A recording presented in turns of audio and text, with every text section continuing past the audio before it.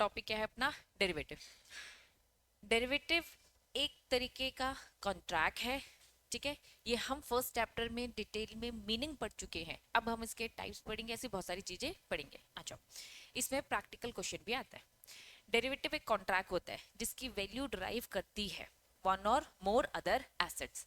उन सारे other assets को हम क्या बोलते हैं? Underlying assets. वो अंडरलाइंग एसेट्स मतलब वो बेस होता है जिसपे वो कॉन्ट्रैक्ट होता है, ठीक है। वो अंडरलाइंग एसेट्स क्या हो सकते हैं? स्टॉक, बॉन्ड्स, करेंसी हो सकती है, कमोडिटीज हो सकती है, मेटल हो सकता है, इवन इंटेंजिबल भी हो सकता है, एक्सेट्रा। कुछ भी अंडरलाइंग एसेट्स हो सकता है, किसी भी आप किसको भी आप बेस बना सकते हो। जैसे एग्जांपल, आपने एक डेरिवेटिव कॉन्ट्रैक्ट किया जिसपे सारा का सारा जो कॉन्ट्रैक्ट था वो किस पे बेस्ड था? कॉपर पे बेस्ड था, कॉपर की प्राइस पे। तो कॉपर की प्राइस पे था तो कॉपर क्या हो गया आपका? कॉपर क्या होगा? अंडरलाइंग एसेट्स हो गया, ठीक है।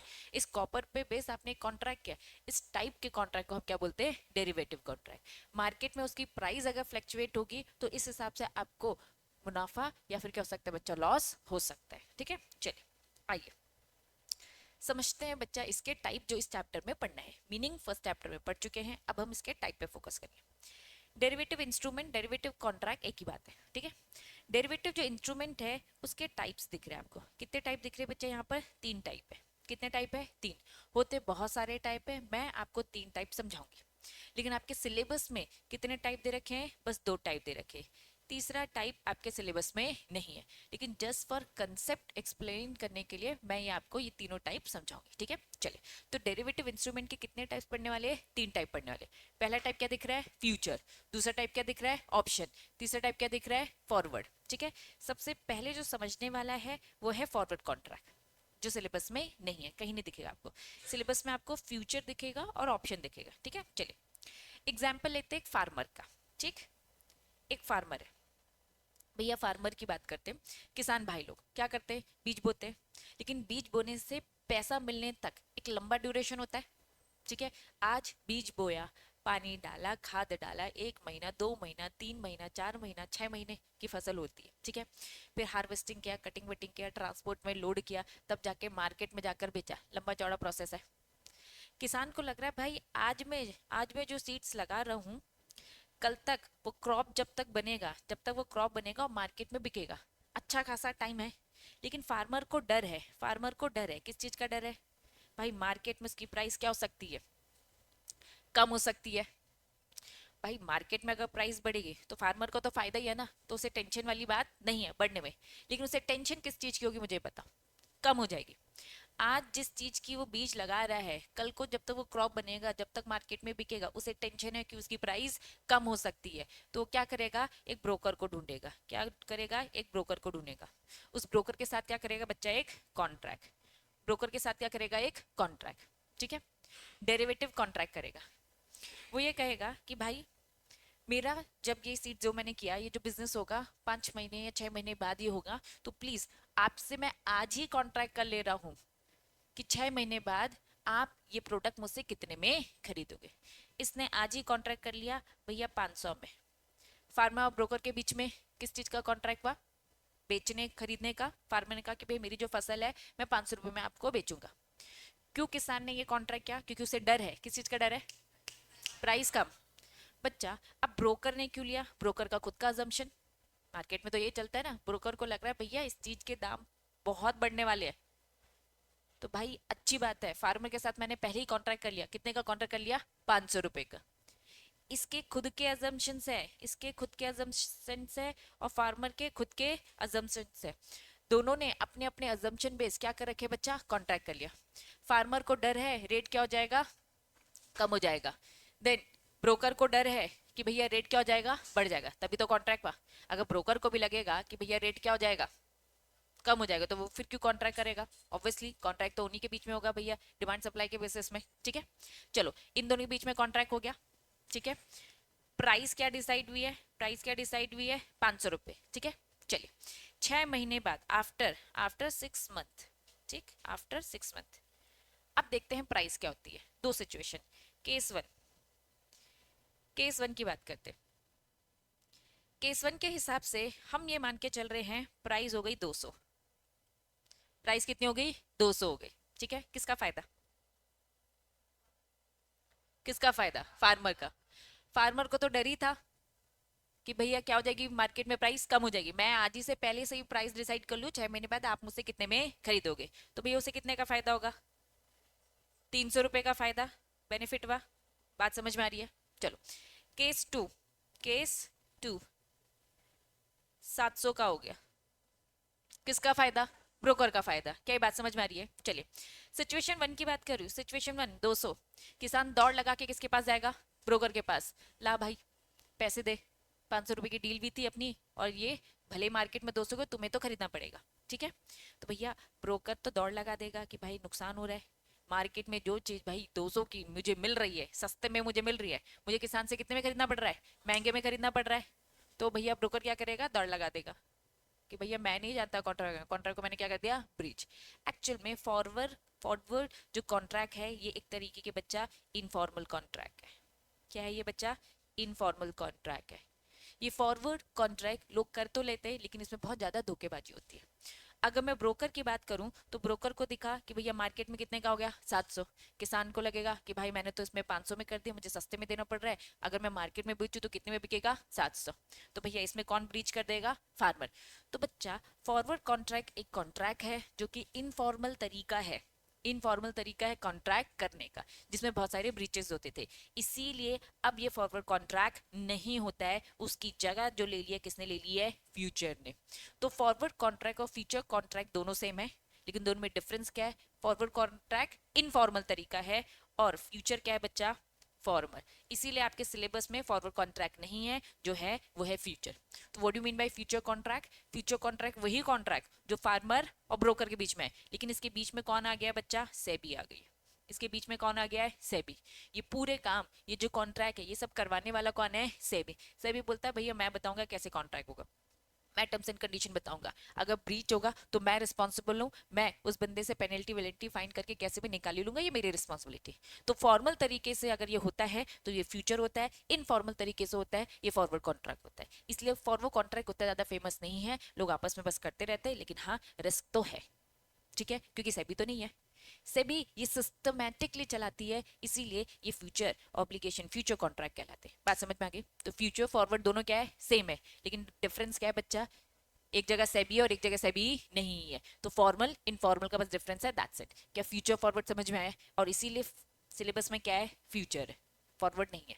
लेकिन जस्ट फॉर जनरल नॉलेज आपको पता होना चाहिए कि ये बना कैसे था, आया कैसे था। स्टार्टिंग से फ्यूचर नहीं था, स्टार्टिंग से लोग अपने ही खुद से करते थे फॉरवर्ड कॉन्ट्रैक्ट, फिर सभी को लगा कि नहीं भाई इसमें मुझे थोड़ा सा स्ट्रक्चर फॉर्म देना चाहिए ताकि चीजें सिस्टमेटिकली स्मूथली हो, लोग ऐसे कॉन्ट्रैक्ट करने में डरे नहीं, क्योंकि ऐसे कॉन्ट्रैक्ट करने में लोग डर रहे थे, ठीक है, डर डर के बेचारे कर रहे थे, मालूम है कि नुकसान हो सकता है, तो पूरा ही नुकसान हो जाता था, ठीक है। चलिए अब अपन आते हैं ऑप्शन। तो ऑप्शन को अभी नहीं समझाऊंगी, पहले फ्यूचर को डिटेल में पढ़ेंगे, इसके प्रैक्टिकल कर लेते हैं, फिर अपन ऑप्शन में जाएंगे, क्योंकि दो हेवी चीजें एक साथ अपन नहीं पढ़ेंगे, ठीक है। आ जाइए आपकी बुक में, स्टार्टिंग की 2-3 लाइंस तो सेम है। क्या बता रहा है, डेरिवेटिव का मीनिंग जो हमने फर्स्ट चैप्टर में भी पढ़ा था।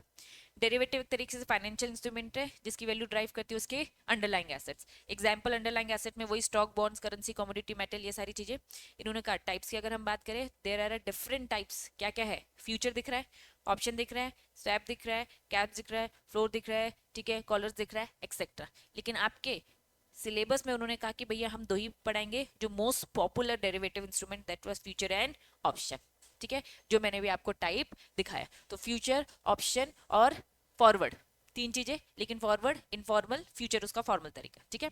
तो आपके सिलेबस में जो पढ़ने वाली चीज है वो फ्यूचर और ऑप्शन है, ठीक। चलिए स्टार्ट करेंगे। ये भी सेम है बच्चा, डेरिवेटिव में क्या क्या इंक्लूड होता है हमने पढ़ा था। सिक्योरिटी जो ड्राइव है वो डेट इंस्ट्रूमेंट, शेयर, लोन, कुछ भी हो सकता है। ये कॉन्ट्रैक्ट जिसकी वैल्यू ड्राइव करती है किसी भी प्राइस या प्राइस इंडेक्स में। कमोडिटी डेरिवेटिव भी होता है, अदर इंस्ट्रूमेंट जो सीजी डिक्लेयर करे। ये पूरा का पूरा यहाँ से यहाँ तक पूरा रिपीट है। कहाँ पे हमने पढ़ा था, चैप्टर 1 पे। अब फ्रेश जो टॉपिक है वो यहाँ पर आ जाओ। हेडिंग क्या लिखी है बताओ, करेंसी डेरिवेटिव। तो करेंसी डेरिवेटिव क्या होगा, जो किस पे बेस होगी, उसके अंडरलाइंग एसेट क्या होगी, करेंसी, ठीक है।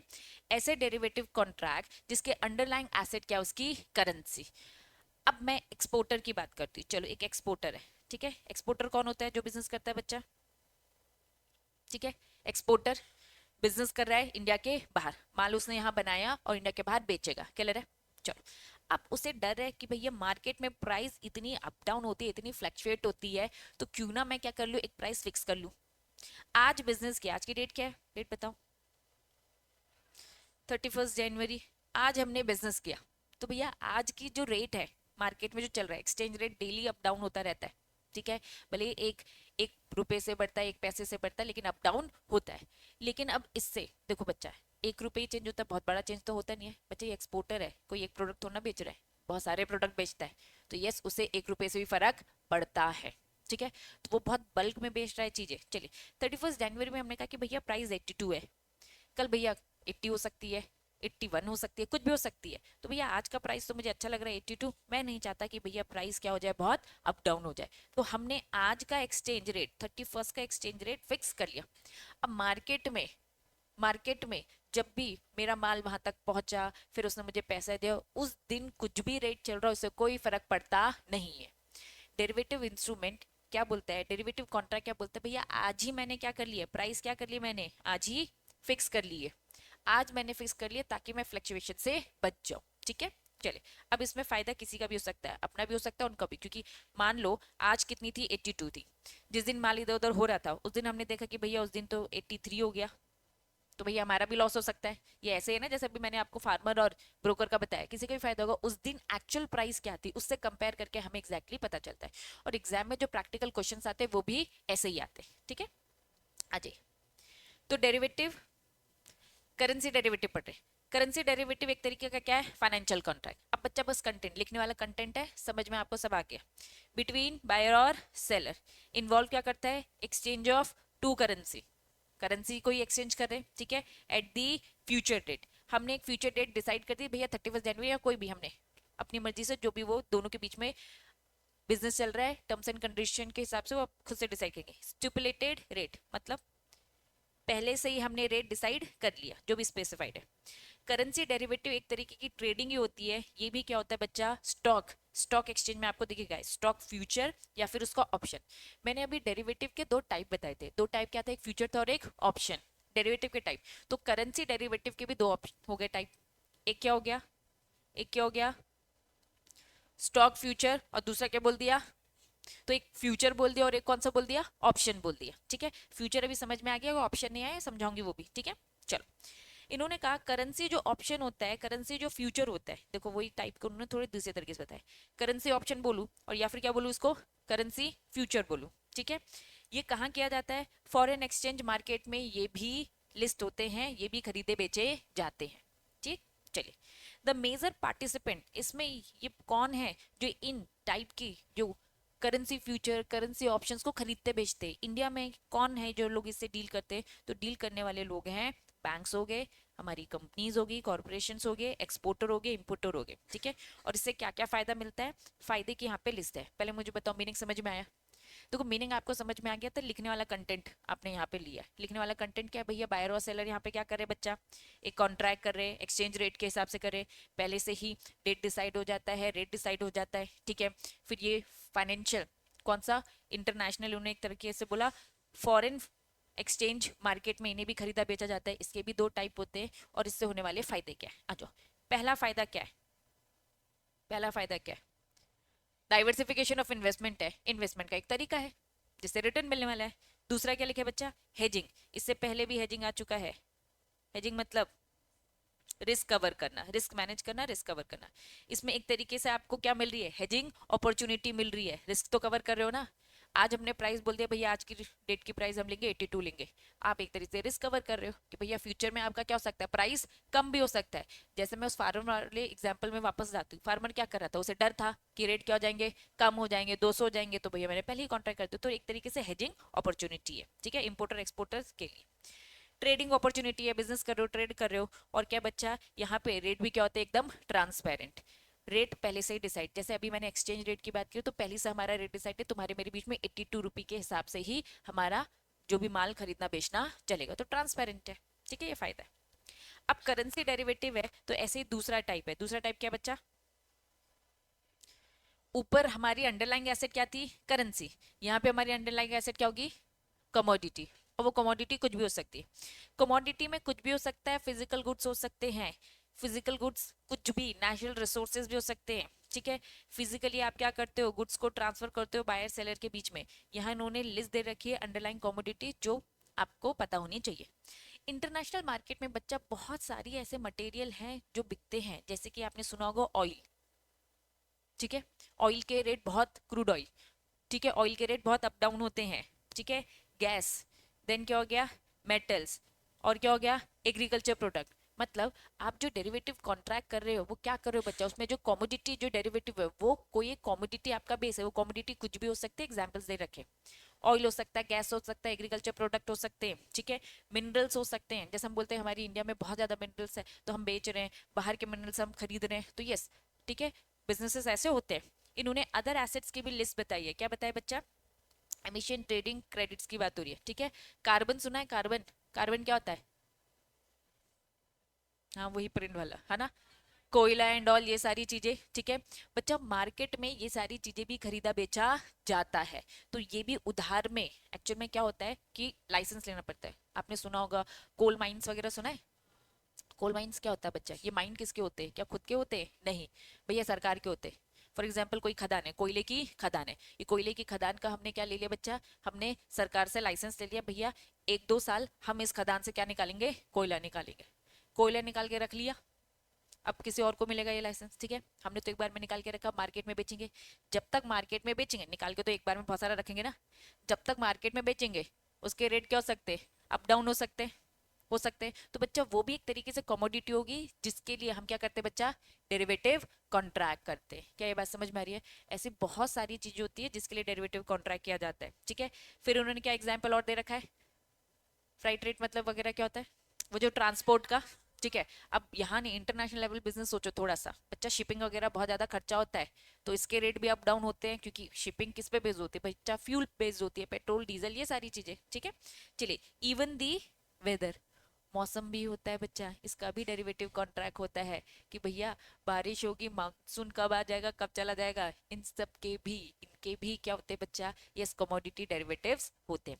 तो ये वो चीजें हैं जिसकी सर्टेनिटी फिक्स सर्टेन नहीं है, चीजें चीजें अनसर्टेन है, ठीक है। तो ये सारे एग्जाम्पल्स हैं कमोडिटी डेरिवेटिव के अंडरलाइंग एसेट्स के। चलिए, volatility in the raw material cost affect the business, ये सारी चीजें एक तरीके से क्या करते हैं, मटेरियल हमारे बिजनेस को अफेक्ट करती है, इनकी cost can be significant given, इसलिए कमोडिटी प्राइस, एक बिजनेसमैन सोचो, एक मैन्युफैक्चर सोचो, मैन्युफैक्चर कोई भी चीज बना रहे हैं तो ये सारी चीजें उससे इफेक्ट कर सकती है, इसीलिए उसको बेस लेके डेरिवेटिव कॉन्ट्रैक्ट्स ये बिजनेसमैन करते हैं। समझ में आ रहा है, चलिए।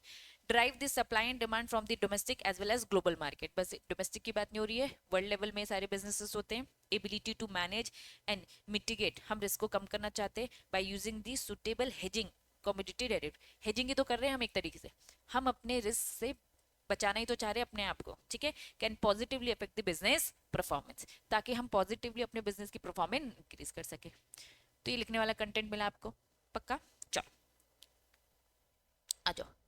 तो अब जाके डेरिवेटिव खत्म होता है, डेरिवेटिव का मीनिंग समझा, उसके टाइप समझे, ठीक है। अब उसके टाइप से मैंने सबसे पहला टाइप आपको, देखो है बहुत सारे, एक करेंसी डेरिवेटिव, कमोडिटी डेरिवेटिव, अब हम बेसिक जो टाइप समझ रहे वो है फ्यूचर। फ्यूचर मैंने आपको समझाया, ठीक है, फ्यूचर, और मैंने साथ में क्या समझाया था आपको, फॉरवर्ड, ऑप्शन अभी नहीं समझाया है ना, फ्यूचर और फॉरवर्ड समझाया, ठीक है। फ्यूचर एक तरीके से क्या है बच्चा, इनफॉर्मल है, सॉरी फॉरवर्ड इनफॉर्मल है, और ये क्या है बच्चा, फॉर्मल। चलिए, future refers a future contract, जिस कॉन्ट्रैक्ट में हम क्या करते हैं बच्चा, खरीदते हैं बेचते हैं। पहले सिंपल लैंग्वेज में आ जाओ, फिर आपकी बुकिश लैंग्वेज में जाएंगे। फ्यूचर कॉन्ट्रैक्ट एक कॉन्ट्रैक्ट है जिसमें खरीदने और बेचने का ही कॉन्ट्रैक्ट किया जाता है, जो कि अंडरलाइन क्या होती है बच्चा, कोई भी फाइनेंशियल इंस्ट्रूमेंट हो सकता है, स्पेसिफाइड, इसमें हम क्या स्पेसिफाइड करते हैं, एक फिक्स फ्यूचर डेट डिसाइड होती है, और क्या लिखा है, एक अग्रीड प्राइस होती है। अग्रीड प्राइस नॉर्मल लैंग्वेज में बोला जाता है, टेक्निकली इसे हम क्या बोलते हैं बच्चा, स्ट्राइक प्राइस। क्योंकि इसमें प्रैक्टिकल क्वेश्चंस आते हैं तो प्रैक्टिकल क्वेश्चंस में आपको पता होना चाहिए, वो बोलेंगे भैया स्ट्राइक प्राइस दे, तो समझ जाना स्ट्राइक प्राइस मतलब वो प्राइस जो आपस में टर्म्स एंड कंडीशन ने आपने अग्री कर रखा है कि हाँ इतने में खरीदेंगे बेचेंगे, समझ में आ रहा है। लेकिन क्वेश्चन में क्या लिखा होगा, स्ट्राइक, स्ट्राइक मतलब वो अग्रीड प्राइस, ठीक है। Coated when the contract is enter, क्या फ्यूचर का मीनिंग समझ में आया। फ्यूचर कॉन्ट्रैक्ट एक कॉन्ट्रैक्ट है जो बायर और सेलर के बीच में होते हैं, डेट पहले से डिसाइड, रेट पहले से डिसाइड, बात समझ में आ रही है। चलिए, फिर उन्होंने क्या बोल दिया उसके टर्म्स एंड कंडीशन, अग्रीमेंट है, कुछ ना कुछ अंडरलाइंग एसेट होगा, कुछ भी हो सकता है, कमोडिटी हो सकती है, करेंसी हो सकती है, बॉन्ड, स्टॉक एक्सचेंज, कुछ भी हो सकता है। Predetermined future date, predetermined price, बात समझ में आ गई? आ जाइए। इसमें दो पोजीशंस होती है, ये अब टेक्निकल है, दो पोजीशन। जब आप क्वेश्चन रीड करोगे तो सिंपल नहीं लिखा होगा कि खरीदा और बेचा गया है, उसकी जगह पे क्या लिखा होगा, लॉन्ग पोजीशन, या फिर क्या लिखा होगा, शॉर्ट पोजीशन, आपको पता होना चाहिए। स्ट्राइक प्राइस समझ में आ गई? स्ट्राइक प्राइस टेक्निकल था, जिसका मतलब क्या था, अग्रीड प्राइस, ठीक है। टू पोजीशन में एक लॉन्ग पोजीशन होता है और एक शॉर्ट पोजीशन। लॉन्ग पोजीशन मतलब क्या है, परचेज, शॉर्ट पोजीशन क्या है बच्चा, सेल। तो अब यहाँ पे खरीदना बेचना अगर लिखा है तो सिंपल लिखा है तो वेरी गुड, लेकिन सिंपल नहीं लिखा, टेक्निकल लिखा तो समझ जाना, लॉन्ग पोजीशन लिया तो मतलब खरीदा, शॉर्ट पोजीशन लिया मतलब एस एस से याद रखना, S S short position, sell, याद रखना, ठीक है। चलो, अब आपकी बुक में भी सेम यही लिखा है, future contract, contract buy sell, predetermine quantity at the asset, predetermine future date, predetermine price, ठीक है। स्ट्राइक प्राइस याद रखना, प्री डिटरमाइन प्राइस को हम क्या बोलते हैं, स्ट्राइक प्राइस भी बोलते हैं, ठीक है। दो पोजीशन, लॉन्ग पोजीशन खरीदना, शॉर्ट पोजीशन बेचना, यहाँ तक चीजें क्लियर है? आ जाओ नेक्स्ट। अब आ रहे, कहाँ आ रहे बच्चा, करेंसी फ्यूचर। करेंसी फ्यूचर क्या कह रहा है, आ जाओ। ऊपर अभी हमने क्या पढ़ा था, करेंसी डेरिवेटिव जब पढ़ रहे थे तो करेंसी फ्यूचर भी था और करेंसी ऑप्शन भी था। अगर मैं कह रही हूँ करेंसी की बात कर रही हूँ, डेरिवेटिव, डेरिवेटिव समझा, सबसे पहले हमने क्या समझा, डेरिवेटिव समझा। डेरिवेटिव में दो पढ़ा, एक था करेंसी डेरिवेटिव और एक था कॉमोडिटी डेरिवेटिव, यही पढ़ा था, ठीक है। अब इनमें भी क्या होगा, ऑप्शन और क्या होगा, फ्यूचर। इसमें भी क्या होगा, ऑप्शन और क्या होगा, फ्यूचर। तो वो आपको बस बता रहे हैं, ठीक है। अब मैं आपको क्या समझाने वाली हूँ, करेंसी फ्यूचर, क्योंकि अभी फ्यूचर पढ़ा आपने, फ्यूचर ही पढ़ा तो फ्यूचर करेंसी को लेके बता रहे, सेम वही है। आपने फ्यूचर में डिसाइड कर रखा है ना, 6 महीने बाद, 2 महीने बाद, 10 महीने बाद, जब भी आपका ये अग्रीमेंट होगा, ठीक है, उस टाइम पे हमने प्राइस पहले से डिसाइड कर रखी है। वही वाले एग्जाम्पल में आ जाओ, फार्मर और ब्रोकर वाला, उसने 6 महीने बाद का क्या डिसाइड कर रखा था कि भैया 500 रुपये में हमें बेचना है। अब मार्केट में जो भी होगा उससे हम कैलकुलेट करते हैं कि फायदा हुआ या फिर नुकसान हुआ। Currency future also known as FX. FX मतलब फॉरेन करेंसी होता है, फॉरेन एक्सचेंज। एफएक्स मतलब क्या होता है, फॉरेन एक्सचेंज, उसको शॉर्टकट में बोल दिया एफएक्स, एक्सचेंज को एक्स ले रखा है, ठीक है। फ्यूचर, फ्यूचर कॉन्ट्रैक्ट एक तरीके का एक्सचेंज है जिसमें one currency for the another at the specified date, date specified in the future at a price, ठीक है। चलो, मीनिंग है बस दे रखा है। इंडियन रुपी पर यूनिट को हम किससे कंपेयर करते हैं, अदर करेंसी से करते हैं। एग्जाम्पल देके बोल रहा है, अदर करेंसी जैसे क्या होता है, मार्केट में सबसे ज्यादा क्या चलता है, यूएस डॉलर। इन्होंने कहा भैया यूएस डॉलर चलता है इसलिए उससे कर रखा है। लेकिन अगर करेंसी डेरिवेटिव की बात करें तो यस, ये अवेलेबल है किस किस में बच्चा, करेंसी पेयर्स बन रखे, 4 पेयर्स बन रखे। 4 पेयर्स में से सबसे पहला पेयर क्या है, यूएस डॉलर, फिर क्या बोल दिया, यूरो, फिर क्या बोल दिया, ग्रेट ब्रिटेन पाउंड की बात हो रही है, फिर क्या बच्चा, जापानीज येन की बात हो रही है। इंडियन करेंसी को इन्होंने बोल रखा है कि इन 4 तरीके से बस कंपेयर कर सकते हैं। इसी में जब हम बिजनेस करते हैं सबसे ज्यादा मेजोरिटी में बिजनेस जिसमें होता है वो कौन सा होता है, डॉलर ही होता है, ठीक है। बस उन्होंने 4 करेंसी पेयर्स बता के रखे, यही सारी चीजें खींच के बताइए। करेंसी की अगर बात करें तो करेंसी क्या होता है बच्चा, फ्यूचर भी होता है और ऑप्शन भी होता है। इन्होंने यहाँ पे एक वर्ड दे रखा है, शॉर्टकट में लिखा है, क्या लिखा है, IFSC। फुल फॉर्म क्या है, इंटरनेशनल फाइनेंशियल सर्विस सेंटर। क्या ऐसी जेट समझते हैं अपन, क्या होते हैं स्पेशल इकोनॉमिक जोन, बताओ थोड़ा बहुत। जो भी हम एक्सपोर्ट करते हैं, है ना, मैं कह रही हूँ एक इंडिया का बिजनेसमैन है जो कि क्या कर रहा है बच्चा, बाहर एक्सपोर्ट कर रहा है। बाहर एक्सपोर्ट करने से हमारे पास क्या आती है, क्या आती है, फॉरेन करेंसी, फॉरेक्स आता है, फॉरेन करेंसी आता है, ठीक है। तो सरकार इनको बहुत ज्यादा प्रमोट करती है कि भैया तुम ज्यादा से ज्यादा बिजनेस करो बाहर, क्योंकि जितना बिजनेस बाहर करोगे उतनी ज्यादा करेंसी आएगी हमारी इंडिया में, आरबीआई के पास उतना अच्छा रिजर्व मेंटेन होगा और हम वर्ल्ड लेवल में उतने स्ट्रांग होंगे। तो एसईजेड को बहुत ज्यादा प्रमोशन किया जाता है, लाइसेंस, कंप्लाइंसेस बहुत सारे कम करने पड़ते हैं, फीस वगैरह भी कम होती है, टैक्स वगैरह भी कम होता है, ऐसी बहुत सारी फैसिलिटी सरकार देती है क्योंकि इसे क्या करना चाहती है, प्रमोट करना चाहती है। एसईजेड समझ में आया, चलो। तो एसईजेड को ही इंटरनेशनल फाइनेंशियल सर्विस सेंटर, ये एसईजेड को बहुत ज्यादा क्या करते हैं बच्चा, हेल्प करते हैं, क्योंकि ये क्या करने वाले, एसईजेड, एसईजेड क्या करने वाले, बहुत ज्यादा बाहर काम करने वाले। तो ये क्या है, एक तरीके से इंटरनेशनल फाइनेंशियल सर्विस सेंटर, ये बहुत ज्यादा इनके लिए हेल्पफुल रहते हैं, क्योंकि प्राइस का कन्वर्जन एंड ऑल ये सारे करते हैं। तो एक तरीके से ये एसईजेडी होते हैं, इंटरनेशनल फाइनेंशियल सर्विस सेंटर एक तरीके से क्या होते हैं, एसईजेडी होते हैं। तो अगर ये बिजनेसेस कर रहे हैं तो इन्हें भी फ्यूचर और ऑप्शन कॉन्ट्रैक्ट करना अलाउड है, और इन्हें कॉन्ट्रैक्ट करने के लिए क्या फॉलो करनी पड़ेगी, इंटरनेशनल फाइनेंशियल सर्विस गाइडलाइन। बस बस ये दे रखा है, बाकी कुछ दे नहीं रखा है। मतलब कि अगर आईएफएससी भी करना चाहता है तो कर सकते हैं, बस ध्यान क्या रखना, गाइडलाइन सेबी के, दैट्स इट। ठीक, बाकी कुछ नहीं, नीचे आ जाओ। ये थोड़ा सा टेक्निकल टर्म आएगा, इसको मार्क करो। ये 4 लोगों की जो लिस्ट दे रखी है वो लिस्ट किस चीज की है, एलिजिबल मार्केट पार्टिसिपेंट। हेडिंग से समझो क्या बात कर रहे हैं ये लोग,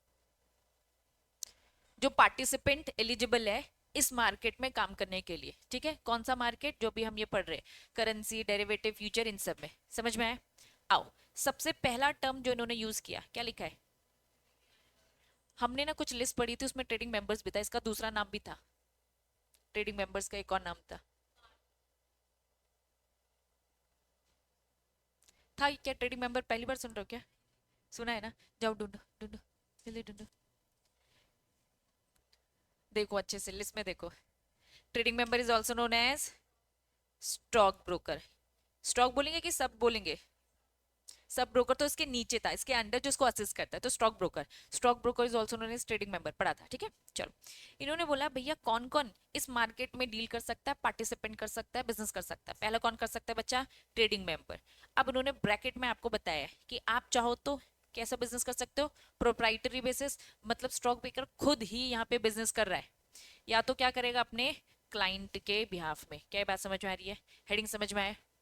ट्रेडिंग मेंबर कौन है, वो स्टॉक ब्रोकर जो हेल्प करा रहे हैं, ठीक है, बिजनेस में, आप सॉरी खरीदने बेचने में हेल्प करा रहे हैं, या तो वो खुद ही एज अ इन्वेस्टर कर रहा है, एज अ इन्वेस्टर तो एज अ प्रोप्राइटर है। बात समझ में आ रही है?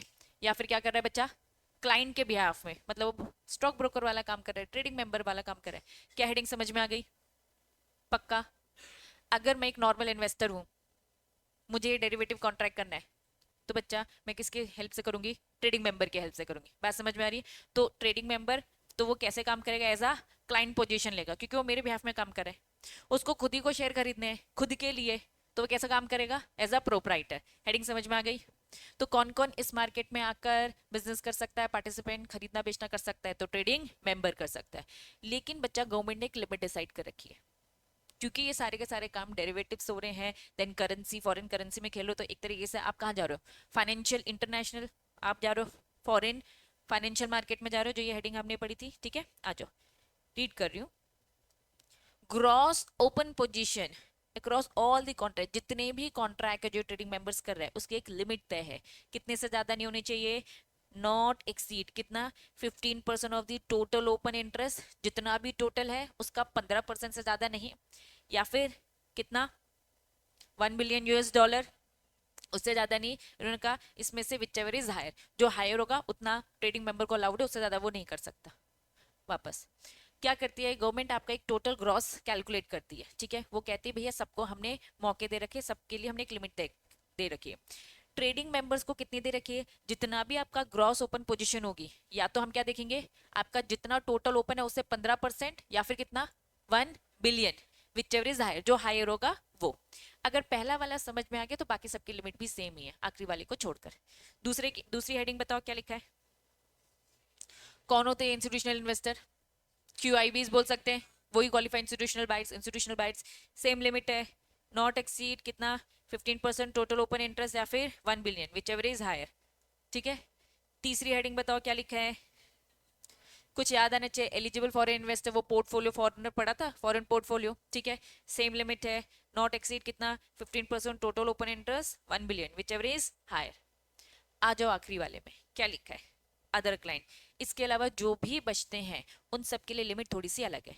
स्टार्टिंग के 3 की लिमिट सेम है, 15% या फिर 1 billion US dollar, whichever is higher. इसमें बोल रखा है कि सारे कॉन्ट्रैक्ट्स नॉट एक्सीड क्या लिखा है, 6%। 15% की जगह क्या हो गया, 6%, और 1 बिलियन की जगह क्या लिख दिया। अब मुझे बताओ 1 बिलियन और 100 बिलियन कितने का डिफरेंस आ रहा है, समझ में आ रहा है? ठीक है, विच एवर इज हायर, पहले मिलियन होता है कि पहले बिलियन होता है? ठीक है, तो इन शॉर्ट नीचे वाले जो अदर क्लाइंट्स है उनकी लिमिट कम है, बाकी सबकी लिमिट सेम है। अगर एक समझ में आ गया तो बाकी सब भी आपको लिमिट याद करने में थोड़ी सी आसानी होगी। हमने पढ़ा क्या कुछ एलिजिबल, क्या पढ़ा, एलिजिबल मार्केट पार्टिसिपेंट्स, जिसमें 4 नाम थे, नाम बस बताना। पहला क्या था, ट्रेडिंग मेंबर्स, या तो खुद एज अ प्रोप्राइटरी या फिर क्लाइंट के बेस में आ सकता है, दोनों की मिलाकर एक ही आएगी लेकिन। दूसरा क्या है बच्चा, इंस्टीट्यूशनल इन्वेस्टर। तीसरा क्या है, एलिजिबल फॉरेन इन्वेस्टर। नेक्स्ट क्या है बच्चा, अदर क्लाइंट्स। क्लियर है? चले, क्या मुझे बताओ फ्यूचर अच्छे से समझ में आया? क्या है फ्यूचर का पहले एक क्वेश्चन, ये फ्यूचर पढ़ा, ठीक है, एक एग्जाम्पल देख रहे हैं अपन, आपकी बुक में भी एग्जाम्पल है वो भी करोगे। एग्जाम्पल क्या बोलता है, ठीक है, आई बॉट, कितना खरीदा हमने, एक लॉट। लॉट समझते हैं, लॉट क्या होता है, बल्क। एक लॉट मतलब एक स्टॉक बोल सकती हूँ, ठीक है। एक लॉट में कितने शेयर्स थे, 200 शेयर्स, ठीक है। किस कंपनी के बच्चा, इन्फोसिस लिमिटेड के। अप्रैल में ये कॉन्ट्रैक्ट हम कर रहे हैं भैया, अप्रैल फ्यूचर कॉन्ट्रैक्ट कर रहे हैं कि अप्रैल में हम खरीदेंगे कितने का बच्चा, कितने में खरीदेंगे, 700 का। आज डेरिवेटिव कॉन्ट्रैक्ट है ना, डेरिवेटिव कॉन्ट्रैक्ट का कौन सा कॉन्ट्रैक्ट है, फ्यूचर। हम अप्रैल में खरीदेंगे, कितने का खरीदेंगे, 700 रुपए में, ठीक है। चलो, it means that the person has agreed कि भैया वो 200 शेयर खरीदेगा, 25 अप्रैल 2018 में खरीदेगा। वो डेट एक्सपायरेशन डेट है, ठीक है। कितने में खरीदेगा, 700 में, ठीक है। तो अंडरलाइंग एसेट क्या हो गई बताओ, अंडरलाइंग एसेट्स क्या हो गए, इन्फोसिस के शेयर्स, ठीक है। क्वांटिटी कितनी होगी, एक लॉट बोलो या फिर 200 शेयर बोलो, एक ही बात है। एक्सपायरी डेट कौन सी होगी, 25 अप्रैल, वो फ्यूचर जो डेट डिसाइड हुई। प्री डिटरमाइंड प्राइस, जिसको हम क्या बोलते हैं, स्ट्राइक प्राइस भी बोलते हैं, टेक्निकल नेम आएगा तो कंफ्यूज मत होना। वो स्ट्राइक प्राइस कितनी है बच्चा हमारी, 700। चलिए, अब मार्केट में दो सिचुएशन, मार्केट में प्राइस हो गई है 800 की, मार्केट में प्राइस क्या है बच्चा, 800 की। बात समझ में आ रही है?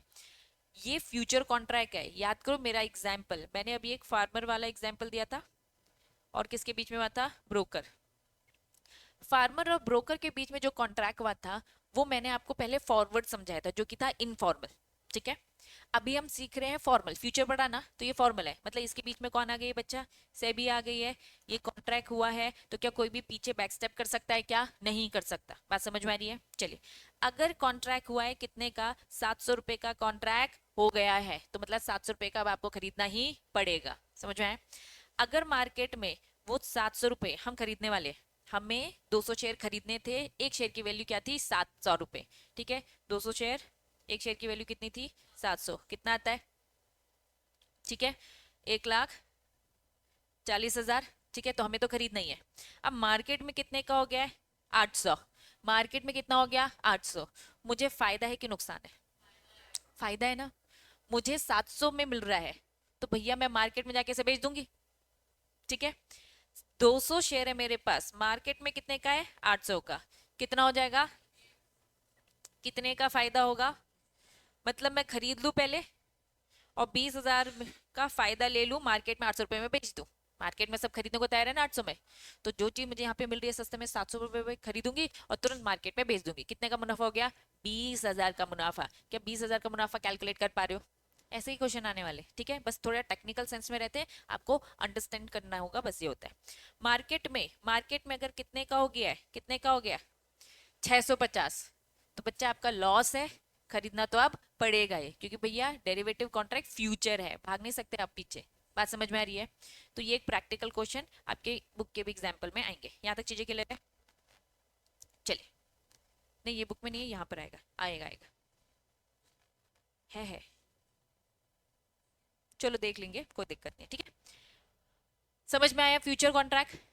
अब अब आप एलिजिबल हो क्या सीखने के लिए, ऑप्शन। कितने टाइप्स है डेरिवेटिव के, 3। सबसे पहला क्या है, दूसरा क्या है, तीसरा क्या है, फॉरवर्ड समझ में आ गया, फ्यूचर समझ में आ गया। अब अब वो बच्चे ना ही पूछे जो लेट आए हैं, ठीक है, नलाइको, ठीक है। ऑप्शन, अब ऑप्शन समझेंगे, ठीक है, ऑप्शन नहीं समझाया था मैंने। तुम लोग नलायक लोग सुधरोगे कि नहीं सुधरोगे ये बताओ। चले वापस आते हैं। अब जो हेडिंग है वो क्या है बच्चा, ऑप्शन, पहले सिंपल लैंग्वेज में, ठीक है। अच्छा, इंश्योरेंस समझते हैं, गाड़ी का इंश्योरेंस करवाते हो कि नहीं करवाते, पहले तो ये बताओ क्या होता है, बताओ गाड़ी का इंश्योरेंस कितना जाता है, रेट बता दो मुझे, समझ में आ जाएगा।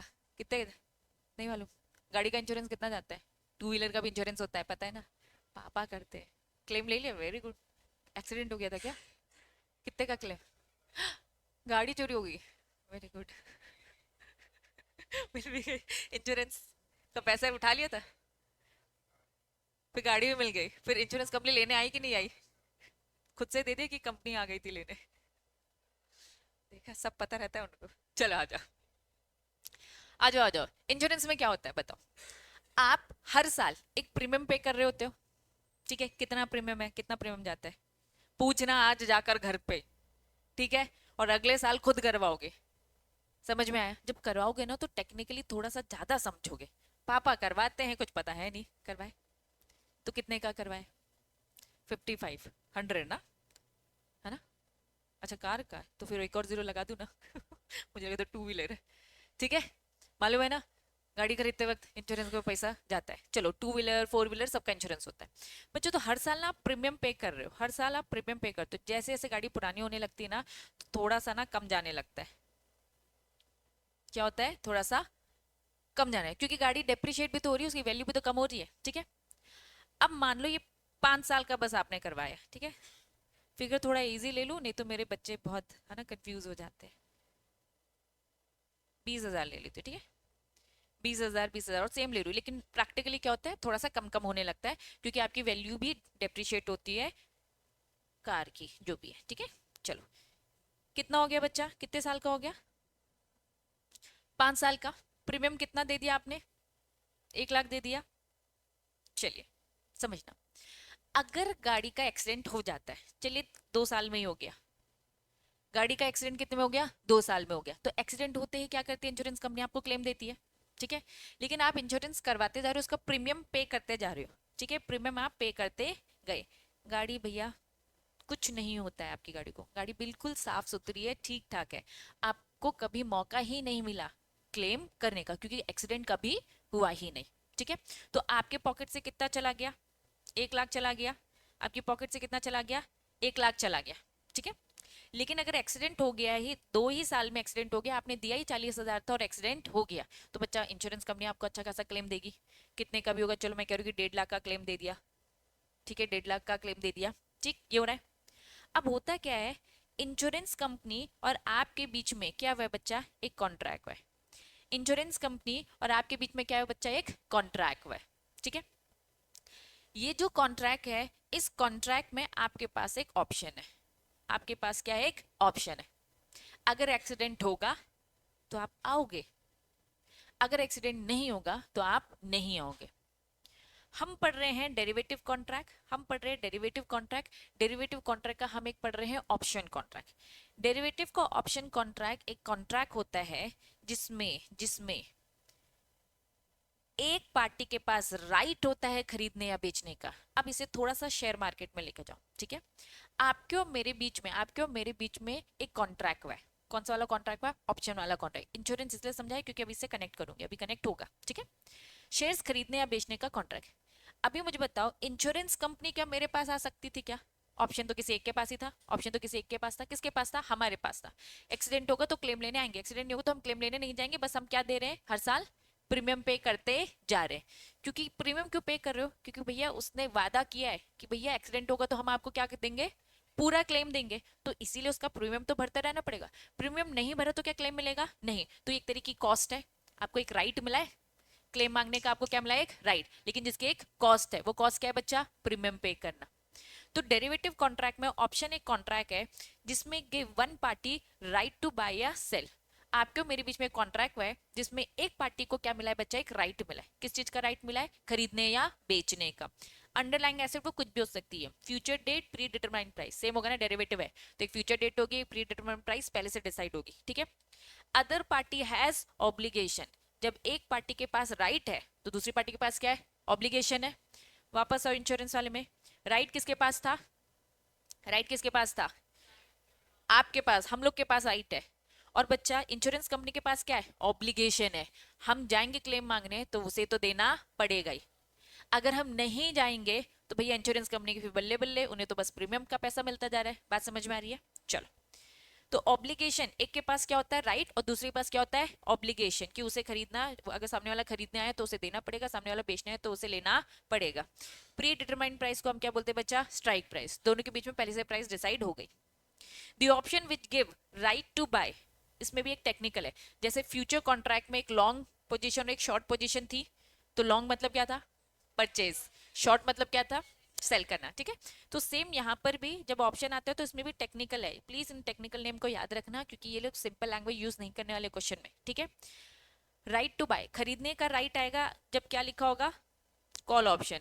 पुट ऑप्शन मतलब क्या, बेचने का राइट वापस। कॉल ऑप्शन मतलब क्या है, बाय करना, ठीक है। और पुट मतलब क्या, सेल करने का, ये याद रखना technical. It is to be note that right always remain with the buyer, right हमेशा किसको मिलेगा, बायर को। जैसे मेरे एग्जांपल में इंश्योरेंस कंपनी की बात करूं तो राइट किसको मिल रहा है, जिसने इस इंश्योरेंस पॉलिसी को खरीदा है, खरीदने वाला, बायर के पास राइट है, ठीक है। The option while the seller, seller के पास क्या होगा ऑब्लिगेशन होगा। इन रिटर्न द बायर पे द सेलर, ठीक है, प्रीमियम, बदले में उसे क्या देना पड़ेगा, प्रीमियम पे करता रहना पड़ेगा अगर उसे वो राइट कंटिन्यू लगातार चाहिए तो बच्चा जो ये इंश्योरेंस कंपनी की जो ये पॉलिसी होती है ना, ये एक तरीके से क्या होती है बच्चा, वो डेरिवेटिव ही कॉन्ट्रैक्ट है, लेकिन डेरिवेटिव कॉन्ट्रैक्ट का कौन सा कॉन्ट्रैक्ट है, ऑप्शन कॉन्ट्रैक्ट है। वो ऑप्शन सामने वाले बायर के पास है, वो चाहे तो आए वो चाहे तो ना आए। बच्चा अब सामने वाला, फॉर एग्जाम्पल मैं एक घर ले लेती हूँ, एक घर है, ठीक है, मेरे पास एक घर है, ठीक। मैंने आज ही आपको बोल दिया, मैंने बोल दिया कि भैया मैं इसे बेचूंगी 5 करोड़ में, मैंने क्या बोल दिया, मैं इसे कितने में बेचूंगी 5 करोड़ में। आज मैंने प्राइस डिसाइड कर ली और मैंने बोल दिया 1 साल बाद, 1 ईयर, आफ्टर 1 ईयर मैं क्या बेचूंगी, 5 करोड़ में मेरा अपना एक घर बेचूंगी, ठीक है। ये राइट है आपके पास, ये राइट है। जैसे ही 1 साल हो जाएंगे तो आप देखोगे मार्केट में क्या प्राइस है, आप देखो भैया मार्केट में तो इसकी प्राइस कितनी की हो गई है, 10 करोड़ में, ठीक है। तो ये राइट किसके पास है, आपके पास है, आप बायर हो, आप क्या हो बच्चा, बायर हो। 1 साल बाद आपके पास ऑप्शन है, आप चाहो तो आ सकते हो, आप चाहो तो ना आओ, ठीक है। अगर 10 करोड़ है तो आप आओगे, बताओ, 10 करोड़ है तो आओगे। यही चीज भैया 1 करोड़ हो गई है, तो मुझे बताओ क्या लगता है आप आओगे, नहीं आने वाले आप। लेकिन बच्चा ये राइट किसके पास है, आपके पास है, आप फायदा देखोगे तो आओगे, नुकसान देखोगे तो नहीं आओगे। लेकिन क्या बच्चा मैं क्या पागल हूं जो ये ऑप्शन आपको दे रही हूँ, क्या बात समझ में आ रही है। मतलब इस ऑप्शन को देने के लिए मैंने क्या चार्ज किया होगा, कुछ प्रीमियम चार्ज किया है। तो कोई भी ऑप्शन ऐसे ही नहीं देता है, उस ऑप्शन की एक प्राइस होती है, कॉस्ट होती है, जो आपको मुझे इस लगातार 1 साल में देनी होगी। क्या ये बात समझ में आ रही है। अगर मैं एग्जाम्पल को चेंज करूं, मैंने कहा भैया 10 साल बाद, भैया प्राइस प्रॉपर्टी के तो ऊपर जा सकते हैं, ठीक है, खुदा ना खास्ता कम भी हो सकता है, ठीक है। तो अब ये 10 साल तक आपको मुझे क्या देना पड़ेगा, प्रीमियम। तो एक्चुअल में पूरा का पूरा एक साथ चीजों को कैलकुलेट किया जाता है।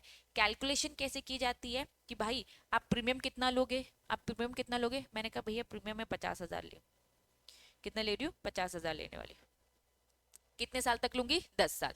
अगर मैं इसको बोलूंगी 50 लाख लेने वाली हूँ, चलो 20 लाख कर देती हूँ, कितना लेने वाली हूँ प्रीमियम 20 लाख। अगर आपको ये राइट 10 सालों तक चाहिए तो आप क्या करोगे बच्चा, 20 लाख मुझे देते रहोगे। तो बच्चा आपको ये भी तो देखना पड़ेगा ना, आपको पूरे खर्चे कैलकुलेट करने पड़ेंगे ना। मैं भी तो पागल नहीं हूं ना कि 10 साल तक भैया तुम्हें फायदा होगा तो तुम तो आओगे ना, नुकसान होगा तो नहीं आओगे। लेकिन मुझे क्या फायदा इससे, मुझे फायदा क्या है, हर साल मिलने वाला है 20 लाख। क्या बात समझ में आ रही है। तो इंश्योरेंस कंपनी पागल नहीं है, तुम लोग प्रैक्टिकली इंश्योरेंस को समझते हो। क्या लगता है इंश्योरेंस कंपनी को फायदा होता है कि तुम लोग को फायदा होता है, इंश्योरेंस कंपनी को, क्योंकि हमें मालूम है ना इंश्योरेंस कंपनी को ज्यादा फायदा होता है। इंश्योरेंस कंपनी बहुत स्मार्ट है बच्चा, वो पूरे बहुत सालों की पहले से ही कैलकुलेशन कर कर बैठी है, वो सबका पैसा आप ही से ले रही है। क्या ये बात समझ में आ रही है। अगर आप फॉर एग्जाम्पल यहाँ पे बैठे इतने सारे बच्चे, कुछ बच्चे सब इंश्योरेंस कराते, इंश्योरेंस सब करवा रहे, एक्सीडेंट तो किसी एक का हुआ ना, कितने का हुआ एक्सीडेंट, तुम्हारा हुआ और किसी ने क्लेम मांगा क्या अभी तक, लेकिन इंश्योरेंस का पैसा तो हर कोई दे रहा है। क्या समझ में आ रही है। इंश्योरेंस कंपनी की कैलकुलेशन, भैया इंडिया में इतनी पॉपुलेशन है, इतना हमने इंश्योरेंस किया है, इन इंश्योरेंस में से वो लोग भी थोड़े अपने एस्टिमेशन लगाते भैया कितना ही एक्सीडेंट होंगे, जितने एक्सीडेंट होंगे ना उसका प्रीमियम बनाकर पहले ले रही है। मतलब उनके पॉकेट से कभी भी कुछ नहीं जा रहा। तमाम इंश्योरेंस कंपनियां उठा लो भैया फायदे में ही है, क्या बात समझ में आ रही है? तो वो अपने एस्टिमेशन के बेसिस में कितने एक्सीडेंट हो सकते हैं उसका पैसा पहले से ही आपसे ले रहे हैं, क्योंकि अब आप इंडिविजुअल देख रहे हो तो आपको कम लग रहा है, लेकिन बच्चा एक्सीडेंट क्या सबका ही होगा? अगर सबका होगा तो इंश्योरेंस कंपनी इंश्योरेंस का काम करना छोड़ देगी भाई। बात समझ में आ रही है? तो इस तरीके से बिजनेस चलता है। तो ये होता है हमारा क्या, ऑप्शन कॉन्ट्रैक्ट। ऑप्शन कॉन्ट्रैक्ट एक कॉन्ट्रैक्ट है जिसमें एक ऑप्शन दिया जाता है, एक को ऑप्शन दिया जाएगा और दूसरे को क्या दिया जाएगा, ऑब्लिगेशन। लेकिन जिसके पास ऑब्लिगेशन है वो बदले में कुछ ना कुछ चार्ज करेगा, उस चार्ज को हम बोलते हैं प्रीमियम। बिना प्रीमियम के ये ऑप्शन आपको मिलने ही नहीं वाला। Very good. अब आ जाओ, इस कैलकुलेशन की बात करूंगी भाई। अब हम कह रहे हैं कि भाई 10 साल बाद इसकी प्राइस कितनी होगी, 10 करोड़, और हर साल उसे प्रीमियम कितना पे करना पड़ा था, कितना देना पड़ा था, 20 लाख। चलो कैलकुलेट करते। अब 5 करोड़ का उसे 5 करोड़ का जो 10 करोड़ हो गया, फायदा कितने का हुआ, इसको मैं 4 करोड़ करती हूँ ताकि कंफ्यूज ना हो जाए। ये 4 करोड़ की चीज थी, कितने की हो गई बच्चा, 10 करोड़ की। फायदा कितने का हुआ, क्या लिखूं, 6 करोड़ का फायदा हुआ। लेकिन हर साल ना वो प्रीमियम पे कर रहा था, वो भी तो उसका पैसा गया ये ऑप्शन लेने के लिए। तो बच्चा 20 लाख, 20 लाख कितने साल तक दिया उसने, 10 साल तक दिया, कितना हुआ, 1 करोड़ हो गया। 1 करोड़ 20 लाख, 2 करोड़ हुआ ना बच्चा, ठीक है 2 करोड़ हुआ। तूने 12 महीने के हिसाब से सोच लिया, ठीक है। चलो, तो कितना हो गया, 2 करोड़ हो गया। अब बच्चा 6 करोड़ का फायदा नहीं हुआ है उसे, उसने इस प्रॉपर्टी का ऑप्शन ले रखने के लिए क्या दिया था, 2 करोड़ भी तो दिया था। तो फायदा कितने का हुआ है, क्या ये बात समझ में आ रही है? तो कैलकुलेशन ऐसे की जाती है। बात समझ में आई? ठीक है, पक्का। अब आ जाओ, ये सारी चीजें सेम वही लिखी है, बस मैंने सिंपल लैंग्वेज बताया। Option contract give its holder a right. Option contract जो होल्ड करता है उसके पास क्या होता है बच्चा, एक राइट होता है, लेकिन ऑब्लिगेशन उसकी नहीं होती। ऑब्लिगेशन तो दूसरी पार्टी की होती है। टेक मेक डिलीवरी ऑन या बिफोर, जो भी डेट स्पेसिफाइड है, ठीक है, जो भी प्राइस स्टेटेड है, मतलब वही स्ट्राइक प्राइस बोलो, प्री डिटरमाइंड प्राइस बोलो, जो लैंग्वेज बोलना है बोलो। But this option is given to only one party. ये ऑप्शन किसको मिलेगा, एक ही पार्टी को राइट मिलेगा। अगर दोनों को ही राइट मिल गया तो भैया दोनों मुकर जाएंगे, ठीक है। एक को मिलेगा और दूसरे को इसके बदलेगा प्रीमियम। अब उसकी मर्जी, जितना प्रीमियम मांगना है मांगो। अगर उसे लग रहा है भैया ज्यादा प्रीमियम मांग रहे हो तो भैया मत करो कॉन्ट्रैक्ट, क्यों कर रहे हैं कॉन्ट्रैक्ट, ठीक है। It is transaction while the other party has obligation. Same. Since the other party has obligation, risk associated with the making, ठीक है, good the obligation, he receive the payment. बदले में जो वो पेमेंट लेता है उसे हम बोलते हैं प्रीमियम, ऑप्शन प्रीमियम बोलते हैं, ठीक है। चलो, इन्होंने कहा कि टाइप्स है, अलग अलग टाइप्स है। बेस बताया, पार्टी के बेसिस में अलग है और टाइम बेसिस में अलग है। वापस हम पढ़ रहे हैं, ऑप्शन के भी टाइप्स होते हैं। ऑप्शन के भी क्या होते हैं, टाइप्स होते हैं।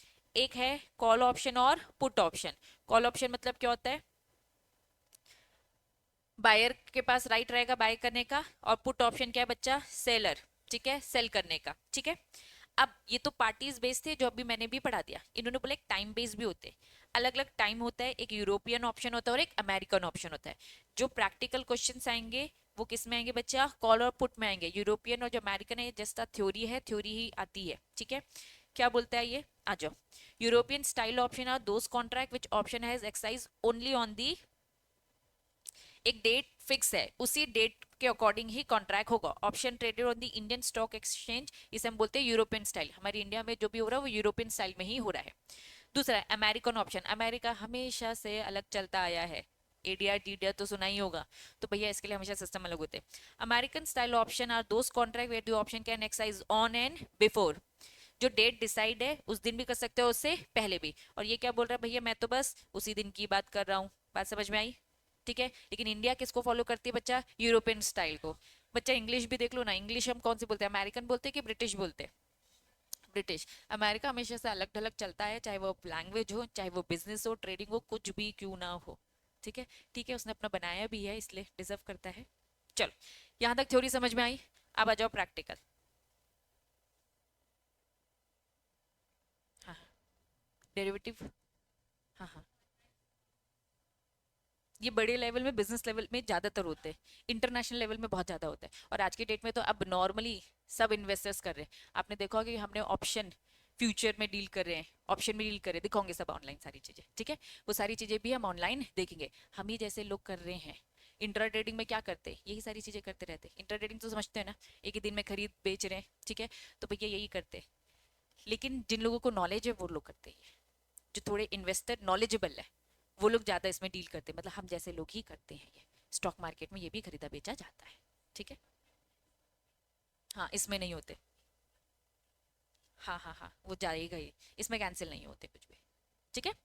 चलो अब आ जाओ थोड़ा सा प्रैक्टिकल देखेंगे किसका, ऑप्शन का, ठीक। राजेश ने क्या किया बच्चा, परचेज किया, क्या परचेज किया, एक लॉट ये इन्फोसिस वाला, ठीक है। चलिए मैं कब, 3000, पुट एंड पे अप प्रीमियम, देखो समझना, प्रीमियम कितना पे किया है, ठीक है। दिस कॉन्ट्रैक्ट अलाउ दी राजेश, इसके पास क्या राइट मिला, सेल करने का 100 शेयर, ये क्या करेगा, सेल करेगा इन्फोसिस के, कितने में बच्चा, 3000 पर शेयर, पर शेयर की value at a time between the current date, ये कोई एग्जाम्पल नहीं दे रखा है, ये बस आपको एग्जाम्पल देके समझा रही है, कोई प्रैक्टिकल क्वेश्चन नहीं दे रखा है, ठीक है। And the end of the may the order avail the privilege, Rajesh has to be pay premium, कितने का प्रीमियम था बच्चा, 250 का था ना प्रीमियम, ठीक है। तो 250 100 शेयर के हिसाब से उसे कितना देना पड़ेगा, 25,000 देने पड़ेंगे। तो buyer of a put has purchase a right to sell, owner क्या कर रहा है बच्चा, पुट ऑप्शन है सेल टू राइट, कुछ नहीं बच्चा, ये इन्होंने एग्जाम्पल दे रखा है आपको बस समझाने के लिए, ठीक है। इन्होंने आपके सामने सिचुएशन नहीं दी कि मार्केट में अगर ये प्राइस हो जाएगा तो क्या होगा, ये प्राइस हो जाएगा तो क्या होगा, ये सिचुएशन मैं सिखाऊंगी, मत टेंशन लो। एक बार इसको भी रीड कर लेते हैं क्या बोलते हैं, केस वन समझ में आया। बस उन्होंने बताया कि देखो प्रीमियम 250 के हिसाब से गया है, आपकी प्राइस प्री डिटरमाइंड ये डिसाइड थी, बस ये बता के रखा है। सिचुएशन नहीं दी कि मार्केट में अगर ये प्राइस होगा तो क्या होगा या फिर लॉस होगा, तो जैसे मैंने आपको अभी फ्यूचर का दिखाया था, एग्जाम में कैसे आएंगे, ऑप्शंस दिए जाएंगे कि भैया आपको खरीदना चाहिए कि नहीं खरीदना चाहिए, फायदा है कि लॉस है, ऐसे कैलकुलेशन आएंगे, सिखाऊंगी वो भी, एग्जाम में आए हुए क्वेश्चंस करेंगे इसमें।